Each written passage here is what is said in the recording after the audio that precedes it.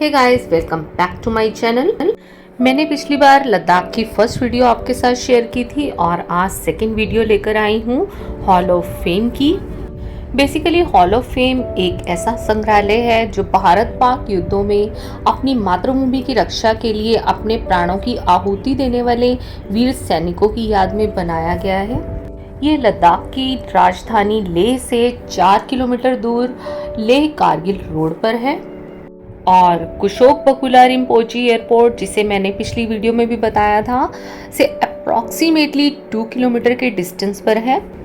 लद्दाख जाने वाले लोगों को एक बार ज़रूर हॉल ऑफ फेम में जाना ही चाहिए, क्योंकि यहाँ जाने के बाद हमारा मन आत्मविश्वास, देशभक्ति और गौरव से भर जाता है। और ये संग्रहालय हमें विश्वास दिलाता है कि हमारा देश हर समय विदेशी आक्रमणों से सुरक्षित है। यहाँ आप युद्ध में यूज़ की गई हर एक चीज़ को देख सकते हैं और आज हम भी जा रहे हैं अपने देश के गौरव को देखने के लिए, उन सैनिकों की यादगार चीज़ों को देखने के लिए जिन्होंने इस देश के लिए अपने प्राणों की भी परवाह नहीं की। यहाँ पर ज़रूरत का सारा सामान बाय एयर लाया जाता है। ये एरोप्लेन है जिसकी मदद से बहुत सारे ट्रक्स यहाँ पर सामान भरकर आते हैं। यहाँ की टिकट 250 रुपीज़ है, जो कि 2 डेज तक वैलिड रहती है।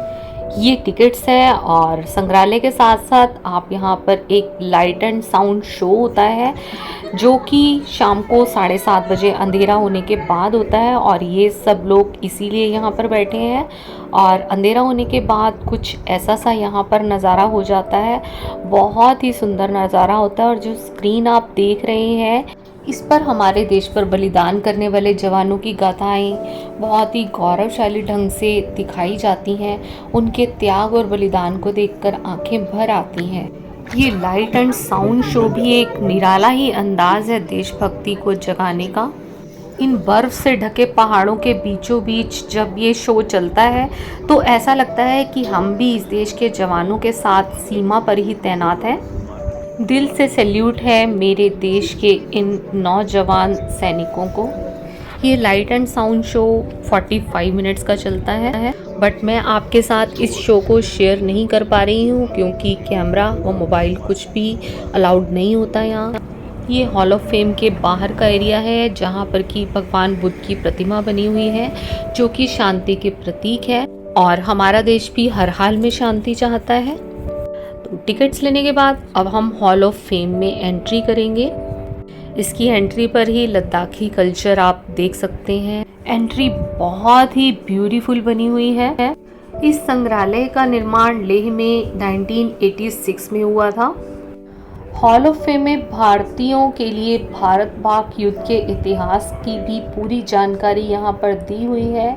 यहाँ पर हर एक चीज़ मेंशन्ड है और ये बहुत ही शानदार तरीका है अपने देश के वीरों की शहादत को दिल से महसूस करने का। इस संग्रहालय में आप युद्ध में यूज़ किए हुए विभिन्न प्रकार के हथियारों के साथ साथ युद्ध के दौरान भारतीय सेना ने जो हथियार दुश्मनों से बरामद किए थे, उन सभी हथियारों व गोला बारूदों को आप देख सकते हैं। साथ ही सियाचिन में भारतीय सेना द्वारा प्रयोग की जाने वाली चीज़ों को भी प्रदर्शित किया गया है। भारतीय सेना की वीरता व कुर्बानियों का इतिहास समेटने वाले इस हॉल ऑफ फेम को एशिया के सर्वश्रेष्ठ 25 संग्रहालयों की सूची में शामिल किया गया है और देश के 5 सबसे अच्छे संग्रहालयों में से एक है। यहाँ पर कुछ लद्दाखी कल्चर को, कुछ सिंबल्स को और बहुत सारे खाने पीने की चीज़ों को भी दिखाया गया है। टोटल मिलाकर यहाँ पर पूरे लद्दाख को ही दिखाया गया है कि लद्दाख में क्या स्पेशल है, क्या चीज़ें यूज़ होती हैं और किस तरह से यूज़ की जाती हैं। हॉल ऑफ फेम लद्दाख में आने वाले फॉरेनर्स को भी अट्रैक्ट करता है। हर साल करीब 1.5 लाख लोग यहाँ पर आते हैं और देखते हैं कि भारतीय सेना ने लद्दाख में देश की सरहदों की रक्षा के लिए क्या क्या कुर्बानियाँ दी हैं।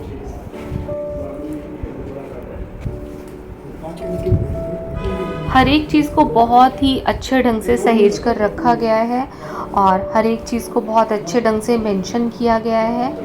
हर एक उस जवान की कहानी यहाँ पर मेंशन है जिसने देश के लिए बलिदान दिया। ये जनरल जोरावर सिंह के बारे में बताया गया है। यहाँ पर आप बड़े आराम से इनके बारे में जान सकते हैं यहाँ। और ये एक बहुत ही ब्यूटीफुल पियानो मॉडल है जिसमें कि पंजाब और जम्मू के ग्रीन एरियाज़ हैं, पीर पंगल के माउंटेन्स भी हैं, लद्दाख के कोल्ड डेजर्ट बर्फीले पहाड़ भी हैं जिनकी हाइट अप टू 25,000 फीट है। यहाँ सैनिकों के दर्द भरे लेटर्स को भी दीवारों पर लगाया गया है जो कि उन्होंने कभी अपने रिलेटिव्स को लिखे थे। हॉल ऑफ फेम में ही एक सोवेनियर शॉप भी है जहाँ से कि आप सामान परचेज कर सकते हैं।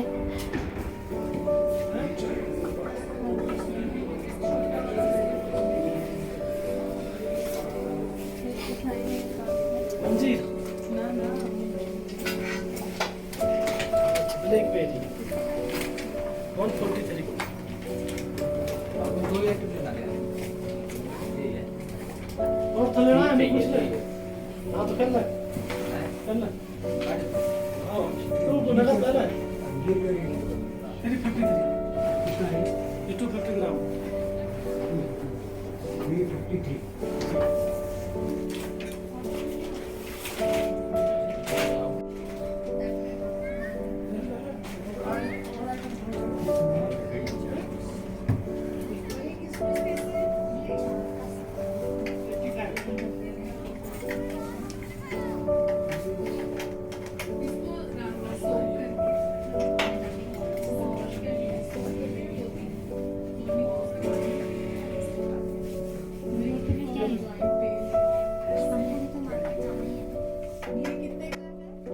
यहाँ पर ज़रूरत का सारा सामान बिल्कुल रीजनेबल रेट्स पर है। एप्रिकॉट है, दो प्राइस एप्रिकॉट के यार 275 रुपये का भी है।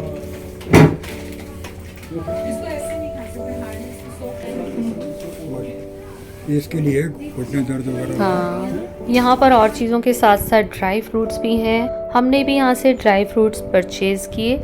खुमानी को रात को भिगोकर और सुबह उसको खाने से कहते हैं कि बोन्स मजबूत होती हैं। ये एक मॉडल है जिसके ज़रिए हमें एक जवान ने समझाने की कोशिश की। जय भारत माता की जय जय हिंद। जय हिंद। कारगिल और सियाचिन गैलरी में आप सभी का हार्दिक स्वागत है। आपके सामने कारगिल युद्ध के दौरान लड़े गए सभी ऑपरेशंस को फोटो के माध्यम से दर्शाया गया है और मेरे सामने सियाचिन की बर्फीली चोटियों पर इंडियन आर्मी के जवान किस प्रकार सर्वाइव तथा ऑपरेट करते हैं वहां पर होने वाले इक्विपमेंट के बारे में दिखाया गया है। सेंटर में रखे शोकेस के अंदर कारगिल वार के कुछ कैप्चर वेपन्स जो कि आप मेरी ब्रीफिंग के बाद डिटेल में देख सकते हैं। एक टेरर मॉडल है जो कि किसी भी देश की सेना ऑपरेशन को लॉन्च करने से पहले उस इलाके के बारे में जानकारी देना या ऑपरेशन के बाद डीब्रीफिंग के लिए इस्तेमाल करते हैं। मॉडल पर एक मुख्य मार्ग जो कि NH1 श्रीनगर से जजीला दराज कारगिल फतोले को जोड़ता है। मॉडल पर रेड लाइंस कच्चे और पक्के रोड्स, ब्लू लाइंस छोटी और बड़ी नदियों को दर्शाता है। मॉडल के नॉर्थ को एरो की मदद से दर्शाया गया है जो कि वास्तविक नॉर्थ भी इसी दिशा में है। मॉडल पर मुख्य तीन नदियां इंडस रिवर और सिंगो रिवर जो कि चाइना से इंडिया की तरफ और सिघा रिवर जो कि रेड कलर से दर्शाए गए हैं। गुलतानी, गोन, मतियाल, बिजोट और मरोल इन्हीं गांव से होकर एलओसी गुजरती है।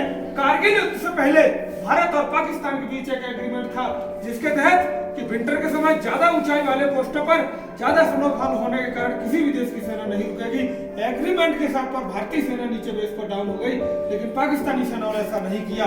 उन्होंने हमसे छुपते छुपाते हमारे कई पोस्टों को ऑक्युपाई कर लिया जैसे दरार सेक्टर में करोलिन 0.5140, टाइगर हिल 0.4875, कारगिल सेक्टर 0.5608 कक्सर और मजदास, बटाली सेक्टर जुवेर हाइट मल्दो थालो खालोवार और यालदो।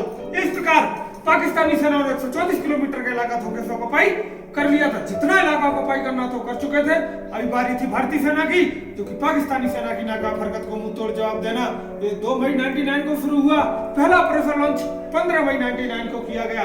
अब इसकी जानकारी कैसे हुई कि कुछ पोस्ट पाकिस्तानी सेना ने हमारे धोखे से ऑक्युपाई कर लिए हैं जो कि बटालिक सेक्टर में मल्दोधारा इलाके में एक सिविल चरवा जिसका नाम था ताफी नाम किया उसने देखा कि कुछ ऊंचे कद काठी गए पठानी ड्रेस में, जो कि बैंकर का निर्माण कर रहे थे। उसने देखा तो इंडियन आर्मी नहीं है, जो एग्रीमेंट के हिसाब पर बेस पर बैठी इंडियन आर्मी, उसको बताया। उसके तुरंत बाद इंडियन आर्मी एक्शन में आ गई, जो कि 11 की पेट्रोलिंग टुकड़ी तैयार की गई, जो कि कैप्टन सौरभ कालिया के नेतृत्व में पेट्रोलिंग टुकड़ी इस इलाके में भेजी गई। ये पेट्रोलिंग टुकड़ी इस इलाके में गई तो जरूर, लेकिन एक भी जवान वापस नहीं आया। उसके बाद ऑपरेशन सफेद सागर चलाया गया। सफेद सागर नाम इसका इसलिए दिया गया कि ज्यादा ऊंचाई होने के कारण इंडियन आर्मी इंडियन एयरफोर्स के बीच एक जॉइंट ऑपरेशन था, जिसके तहत पूरे बटालिक सेक्टर को रिकैप्चर कर लिया गया। बटालिक सेक्टर को रिकैप्चर करते समय लास्ट खालूबार पोस्ट पर 111 गोरखा रेजिमेंट के कैप्टन मनोज कुमार पांडे वहां बहादुरी से लड़ते हुए शहीद हो गए। उनकी बहादुरी और वीरता के लिए उन्हें मरणोपरांत परमवीर चक्र से सम्मानित किया गया। द्रास सेक्टर में काफी अहमियत वाली जगह तोलोलिंग, जो कि नेशनल हाईवे जो दुश्मन की सीधी निगरानी में था, तो तोलोलिंग को रिकैप्चर करना बहुत ही जरूरी था। और तोलोलिंग को रिकैप्चर करते समय 1 महीने का समय लगा। तोलोलिंग को रिकैप्चर करते समय 2 राजपुताना राइफल के कैप्टन विजेंद्र थापर वहां पर बहादुरी से लड़ते हुए शहीद हो गए। शहीद होने से पहले उन्होंने अपने माता पिता को एक लास्ट खत लिखा, जो कि द लास्ट पोस्ट के नाम से उस दीवार पर लगाया गया है। अगला था .5140 टास्क 13 जैकब को दिया गया। 13 जैकब के कैप्टन विक्रम बत्रा। एक उनका दूसरा भी नाम से आप बताएंगे कोई सर? शेरशाह। यस, शेरशाह, जब यहाँ पर शेरशाह ने बहादुरी से लड़ते हुए .5140 को रिकैप्चर कर लिया। रिकैप्चर करने के बाद उन्होंने अपने कमांड पोस्ट को एक 4 शब्दों का सक्सेस कोड पे भेजा। क्या था? दिल मांगे मोर। ये दिल मांगे मोर क्यों? उनका दिल इधर नहीं रुका था और मांग रहा था, जो कि अगला था .4875 को रिकैप्चर करना था। .4875 को रिकैप्चर करते समय वहां पर वो बहादुरी से लड़ते हुए शहीद हो गए। उनकी बहादुरी और वीरता के लिए उन्हें मरणोपरांत परमवीर चक्र से सम्मानित किया गया। और उन्हीं की टीम में एक जवान सिपाही राइफलमैन संजय सिंह, जो कि पाकिस्तानी हथियार से पाकिस्तानी सेना को मार गिराया। उनकी बहादुरी और वीरता के लिए इन्हें परमवीर चक्र से सम्मानित किया गया। अगला था टाइगर हिल को टास्क 18 ग्रेनेडियर को दिया गया। 18 ग्रेनेडियर के जावा सिपाही ग्रेनेडियर रविंदर सिंह यादव, जो कि 17 गोली लगने के बाद भी इन्होंने टाइगर हिल पर तिरंगा लहराया। ये बहादुरी और वीरता के लिए इन्हें परमवीर चक्र से सम्मानित किया गया।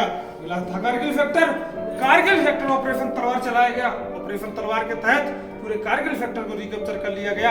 ये ऑपरेशन विजय 2 मई 1999 को बटालिक सेक्टर से शुरू हुआ और 26 जुलाई 1999 को कारगिल सेक्टर में समाप्त हुआ। इस चले 3 महीने ऑपरेशन विजय में पाकिस्तानी सेना इधर से एक भी जमीन का टुकड़ा कब्जा न कर सकी।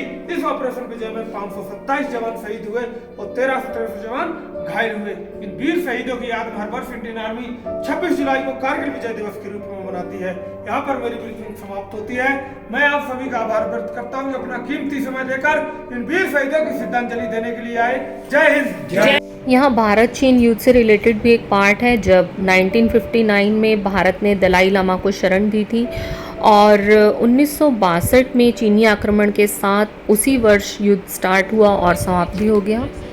यहाँ देखिए कितने अच्छे ढंग से लद्दाख की वेशभूषा को भी प्रदर्शित किया गया है कि वॉरियर कैसी ड्रेस पहनते थे वेस्ट लद्दाख में और ईस्ट लद्दाख में।